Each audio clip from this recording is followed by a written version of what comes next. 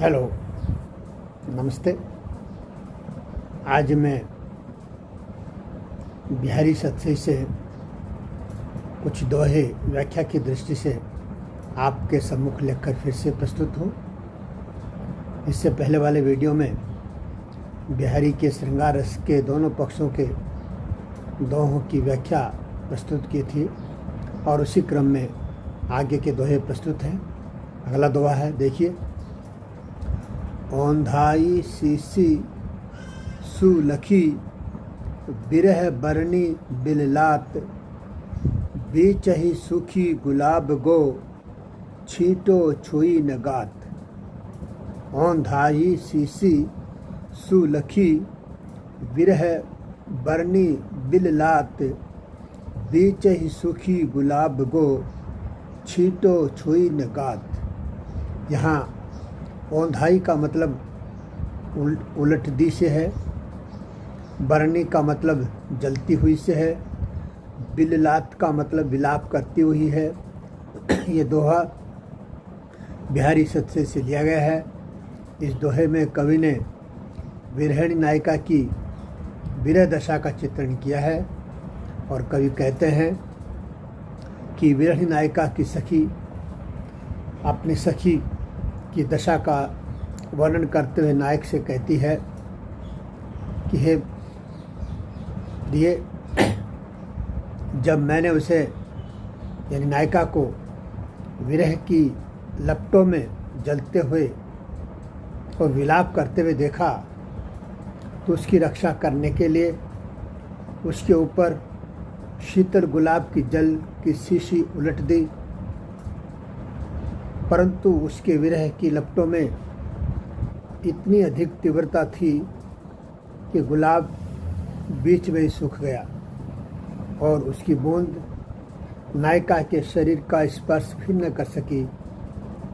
कहने का भाव यह है, नायिका का जो ताप है वह बहुत अधिक है और गुलाब जो कि बहुत ठंडा माना जाता है, वो गुलाब जल भी अगर उस नायिका पर डाला जाएगा तो वो भी उसके शरीर को स्पर्श करने से पहले ही सूख जाएगा। इतनी भयंकर विरह अग्नि में उस नायिका का बच पाना मुश्किल है।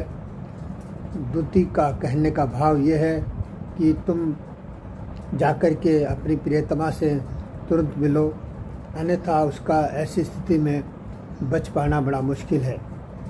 इस तरह से इस दोहे में भाषा सौंदर्य की दृष्टि से अगर देखें तो नायिका के विरह का अतिशयोक्तिपूर्ण वर्णन हुआ है। अतिशयोक्ति का मतलब यह होता है जहाँ किसी बात को बहुत अधिक बढ़ा चढ़ा के बताया जाएगा, क्योंकि यहाँ नायिका के विरह के ताप को बहुत अधिक बढ़ा चढ़ाकर बताया गया है कि गुलाब की जल की शीतल बूंदें भी उसके शरीर पर पड़ने से पहले ही भाप बन के उड़ जाती हैं। अगली छंद देखिए। इत आवती चली जाती, उत चली 6-7 तक हाथ, चढ़ी हिंडोरे सी रहे, लगी उसासन साथ। इत आवती चली जाती, उत चली 6-7 तक हाथ, चढ़ी हिंडोरे सी रहे, लगी उसासन साथ। हिंडोरे का मतलब झूला है और उशासन का मतलब उच्च श्वास यानी लंबे लंबे श्वास लेने से है। ये दोहा बिहारी सत्सई से लिया गया है, जिसमें श्रृंगार रस का बहुत ही चमत्कारी वर्णन किया गया है और नायिका की उन्माद दशा का चित्रण इसमें है। देखिए क्या कह रहे हैं कवि। नायिका की विरह अवस्था को देख करके एक सखी दूसरी सखी से कहती है, या नायक से भी कह सकती है कि हमारी सखी निरंतर लंबे लंबे श्वास लेती है, वह इतनी ज़्यादा दुर्बल हो गई है कि श्वास लेते समय इधर उधर 6-7 हाथ आगे पीछे चली जाती है। उस पल ऐसा लगता है कि मानो वो हिंडोले में बैठी झूल रही है कहने का मतलब ये है कि सखी नायिका की वीर दशा का चित्रण कर रही है और बता रही है कि वो नायिका तुम्हारे वियोग में बहुत अधिक दुर्बल हो गई है। उसके शरीर में मानो प्राण ही नहीं रहे हैं, सिर्फ अस्थि पंजर बचा है, वो भी हवा के झोंके से हिलता रहता है। जैसे ही उसके मुंह से श्वास बाहर निकलती है वो 6-7 हाथ पीछे चली जाती है, और जैसे ही श्वास लेती है 6-7 हाथ आगे आ जाती है। इस तरह से श्वासों के आने जाने से वो आगे पीछे हिलती रहती है। उसे देखकर ऐसा लगता है कि मानो वो हिंडोले में बैठ कर के झूला ले रही है। कहने का भाव यह है कि नायिका की जो दशा है विरह के कारण बहुत कमज़ोर हो गई है, कृशकाय हो गई है, मरणासन अवस्था में पहुंच गई है। अब तो उसका प्रियतम के दर्शन ही उसको इससे बचा सकते हैं। भाषा सौंदर्य की दृष्टि से देखें तो बिहारी की सूक्ति में स्वाभाविकता का सर्वथा भाव दिखाई देता है। केवल कवि ने कल्पना का चमत्कार किया है। हकीकत में जिस तरह से नायिका को बताया गया है कि सांस के साथ में आगे पीछे 6-7 हाथ चली जाती है, यह पूरी तरह संभव नहीं है। तो ये एक तरह से अस्वाभाविकता है, कल्पना शक्ति का कमाल है कवि का, और इसमें ऊहा का आधिक्य है। नायिका की वीर व्यथा का वास्तविक विषय न कहे जाने से जो संभावना की गई है उसमें वस्तुत प्रेक्षा अलंकार कहा जा सकता है। शेष अगला दवा देखिए। लाल तुम्हारे विरह की अग्नि अनुपपार, सर से बर से नीर हूँ झर हूँ मिटे न झार। झर का अर्थ जड़ी से है, झार का अर्थ प्रज्वल से है। ये दोहा बिहारी सत्सई के श्रृंगार वर्णन से लिया गया है, और यहाँ नायिका की सखी नायिका के विरह के बारे में नायक से आकर कहती है कि हे लाल, तुम्हारे विरह की तो अत्यंत विचित्र तथा अनंत ज्वाला है, जो अश्रुजल के बरसने से भी कम नहीं होती बल्कि बढ़ती है। अर्थ कहने का मतलब कि जैसे जैसे अश्रुजल आँखों से निकलते हैं वैसे वैसे तुम्हारा प्रेम दृढ़ होता जाता है, और अविरल आंसुओं के प्रवाह से विरह ताप भी शांत नहीं होता है। ऐसी अद्भुत तुम्हारी प्रेम की ज्वाला है।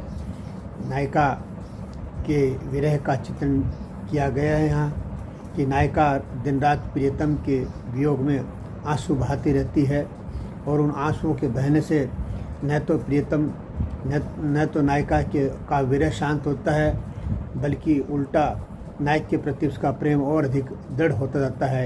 यानी आंसुओं के अविरल बहने से प्रेम का दृढ़ होना कवि ने बताया है। और इसकी जो भाषा सौंदर्य है, दोहा छंद है, विरह की विचित्र दशा का चित्रण किया गया है, और इसमें विभावना, विशेषोक्ति तथा अद्भुत अलंकारों का प्रयोग हुआ है। अगला दोहा देखिए। कहलाने एकत बसत अहि मयूर मृग बाघ, जग तपोवन सो कियो दीर्घ दाग निदाग। अहि का अर्थ है सांप से है, निदाग का अर्थ भयंकर गर्मी से है, और दाग का अर्थ भी गर्मी है। और इस दोहे में बिहारी ने ग्रीष्म ऋतु का वर्णन किया है। भयंकर ग्रीष्म ऋतु के प्रभाव ने संसार को तपोवन जैसा बना दिया है। क्या कहते हैं कवि देखिए। ग्रीष्म ऋतु की प्रचंडता का वर्णन करते हुए कह रहे हैं कि भयंकर गर्मी पड़ने के कारण धरती जो है तपोवन के समान दिखाई देती है, क्योंकि गर्मी के ताप से व्याकुल होकर सांप और मोर और मृग और बाघ जो आपस में एक दूसरे के दुश्मन होते हैं, अपनी दुश्मनी को छोड़कर एक जगह आकर बैठ गए हैं। मतलब कहने का यह है कि मोर सांप का बैरी है, बाघ मृग और आदि पशुओं को मार डालता है। ये जन्म से आपस में एक दूसरे के विरोधी हैं, एक ही स्थान पर नहीं रह सकते, परंतु गर्मी की इतनी प्रचंडता है कि वो वह सबको अपने अपने प्राणों की चिंता है। इस कारण वे परस्पर एक दूसरे का वैर भाव भुलाकर शीतल छाया वाले एक स्थान पर आकर आश्रय ले लेते हैं। विशेष बात अगर इसकी देखें तो इस छंद में अनुप्रास, यमक और अतिशोक्तिपूर्ण अलंकार है, दोहा छंद है और गर्मी की भीषण प्रचंडता का वर्णन कवि ने यहाँ किया है। अगला दोहा देखिए। कनक कनक कनकते सो गुनो मादकता अधिकाय, उही खाए बोराय इही पाए ही बोराय। मादकता का अर्थ नशा से है और यहाँ कनक दो अर्थों में प्रयुक्त है। तो एक कनक का अर्थ है सोना, एक कनक का अर्थ है धतूरा। तो देखिए कवि क्या कह रहे हैं। इस दोहे में बिहारी ने धन संपत्ति वाले व्यक्ति की मनोदशा का लोकोक्ति के अनुसार चित्रण किया है और ये दोहा बिहारी शब्द से लिया गया है। कवि यह कहते हैं कि सोना यानी कनक और कनक यानी धतूरे में 100 गुनी मादकता का अंतर होता है, क्योंकि धतूरे को खाने पर ही दुनिया बावली होती है, परंतु सोने को अर्थात धन संपत्ति के हाथ में आने पर ही व्यक्ति बहुत अधिक उन्मादी और घमंडी बन जाता है। उसको खाने की जरूरत नहीं पड़ती, हाथ में आने से ही उसकी चाल बदल जाती है। यानी कहने का मतलब ये है कि धन संपत्ति का प्रभाव व्यक्ति को अहंकारी और उन्मादी बना देता है। यहाँ विशेष बातें अगर देखें तो कनक कनक शब्द 2 बार प्रयुक्त है, दोनों बार ही अलग अलग अर्थों में प्रयुक्त होने के कारण यहाँ यमक अलंकार है। और धन संपत्ति, अत्यधिक धन संपत्ति पाने पर व्यक्ति घमंडी हो जाता है। इस लोकोक्ति का चित्रण कवि ने यहाँ किया है और इसमें और अन्य अलंकार हैं। पुनरुक्ति, काव्यलिंग, व्यतिरेक अलंकार है और दोहा छंद है। अगला दोहा देखिए। को कही सके बड़े नु सो लखे बड़ियो भूल, दीने दई गुलाब की इन डारन वे फूल। बड़े नु अर्थ बड़े से है। बिहारी ने सामान्य लोकोक्ति का चित्रण किया है और कहा है कि बड़े लोगों की भूल को बड़े लोगों की गलती को कोई उल्लेखित नहीं करता है, क्योंकि वो लोग बड़े होते हैं। छोटे लोगों की गलतियाँ बड़ी आसानी से बताई जा सकती हैं। इसी बात को कहते कोई कहता है कि बड़े लोगों से यदि कोई भूल या गलती हो जाती है तो उनसे कोई कुछ नहीं कह पाता। जैसे विधाता ने कंटीली डालियों में गुलाब के इतने सुंदर सुंदर मोहक फूल दिए हैं, अर्थात गुलाब के जो पौधा होता है उसमें बहुत खतरनाक कांटे होते हैं, उन कांटों के बीच में गुलाब का फूल दिया है। कवि कहते हैं कि ये विधाता की कितनी बड़ी भूल है, पर आखिर विधाता की इस गलती को कौन कहे। किसी में भी विधाता की गलती निकालने की सामर्थ्य नहीं है। कवि के कहने का भाव यह है कि बड़े लोगों से अगर कोई गलती हो जाती है तो कोई कुछ नहीं कहता, और छोटे लोग अगर कोई भूल कर देते हैं तो उन पर अनेक प्रकार के लांछन लगते हैं। संसार का इस तरह का जो व्यवहार है ये बिल्कुल ठीक नहीं है।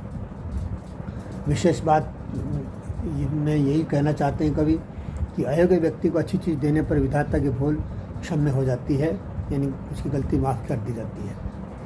अनुप्रास, विरोधाभास और अन्योक्ति अलंकारों का प्रयोग इस छंद में द्रष्टव्य है।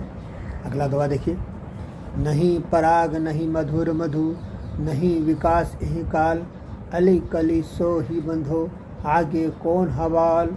मधु का अर्थ शहद से है, अली का अर्थ भंवरा है। प्रसंग यही है कि बिहारी जयपुर के राजा सवाई जयसिंह के दरबारी कवि थे और ऐसा कहा जाता है कि एक बार जयसिंह अपनी नवविवाहिता रानी के प्रेम बंधन में इतने आसक्त हो गए थे कि बहुत दिनों तक दरबार नहीं आए और राज का काम भी भूल गए।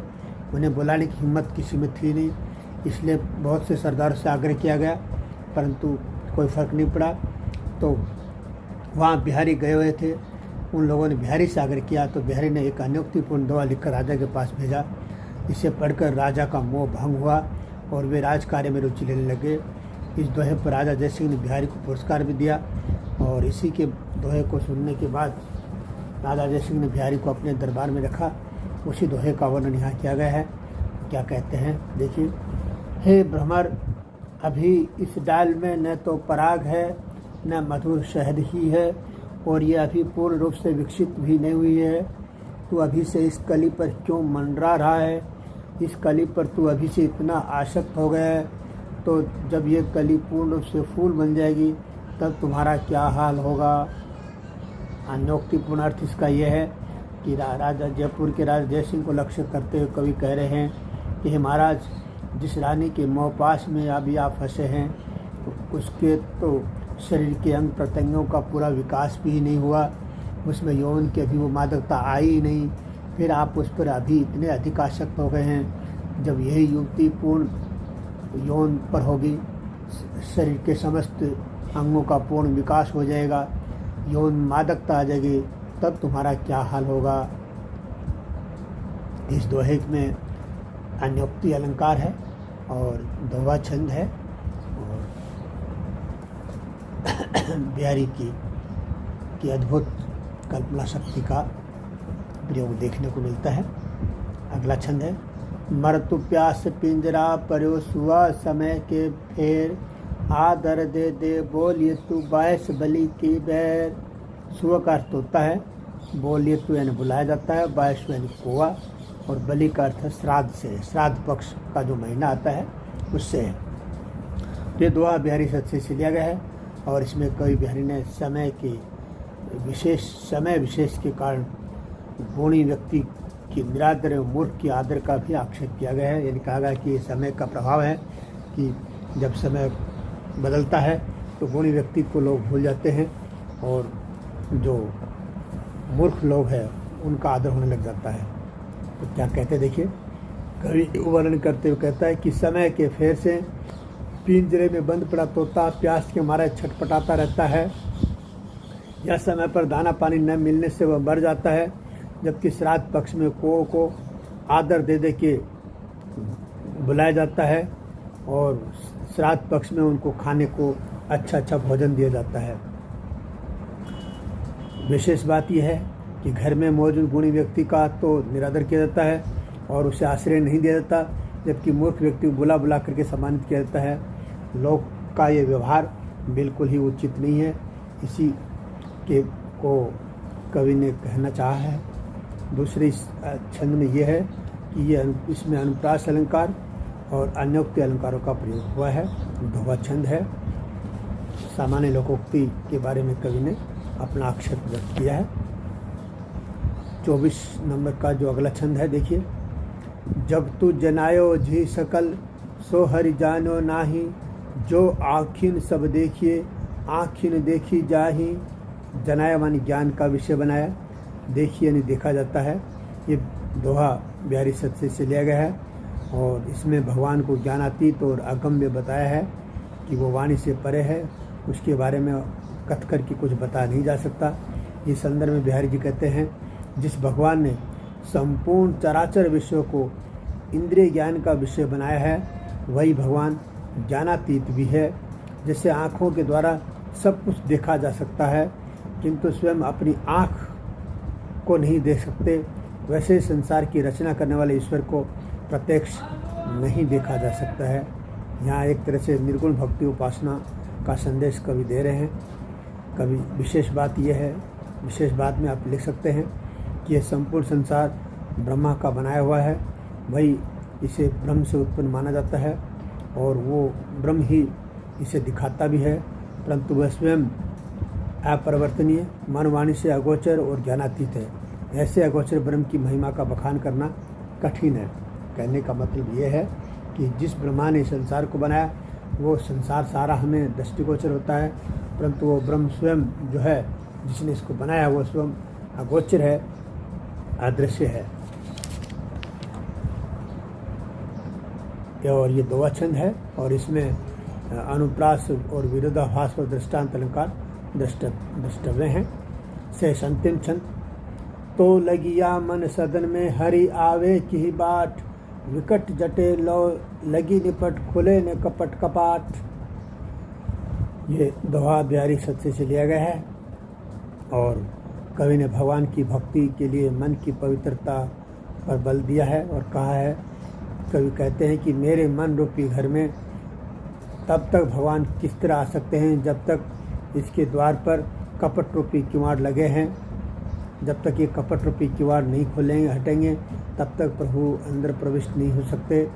कहने का भाव यह है कि हम चाहे मन में प्रभु की कितनी भक्ति करते रहें, परंतु हमारे मन में अगर खोट और कपट है, हमारे मन में अगर सांसारिक गंदगी है, तो जब तक वो सांसारिक गंदगी के किवाड़ लगे रहेंगे प्रभु की भक्ति, प्रभु का प्रेम हमारे दिल में उतर नहीं पाएगा।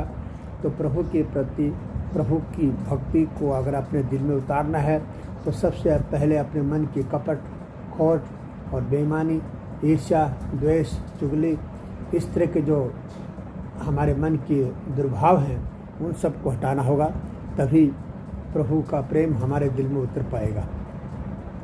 विशेष दृष्टि से देखें तो मन को कपट से मुक्त रखने का संदेश कवि ने दिया है कि स्वच्छ अंतस्करण में ही प्रभु की भक्ति उतर सकती है, ये कहना चाहा है। और इस छंद में अनुप्रास और साम रूपक अलंकारों का प्रयोग देखने को मिलता है। दोहा छंद है। इस प्रकार बिहारी सत्सी से जो आपके पाठ्यक्रम में कुछ छंद रखे गए थे उन सब की व्याख्या मैंने आपको एक सम्मुख की और आशा है आपको समझ में आया होगा। और यदि आपको नहीं समझ में आया तो आप अपने मेरे व्हाट्सएप पर या फ़ोन पर संपर्क कर सकते हैं। और इसी तरह से आप अगले वीडियो में भी जुड़े रहें ताकि आगे के पाठ्यक्रम की भी सूचना और जानकारी और ज्ञान आपको मिलता रहे। और इसी के साथ आप सबको बहुत बहुत धन्यवाद।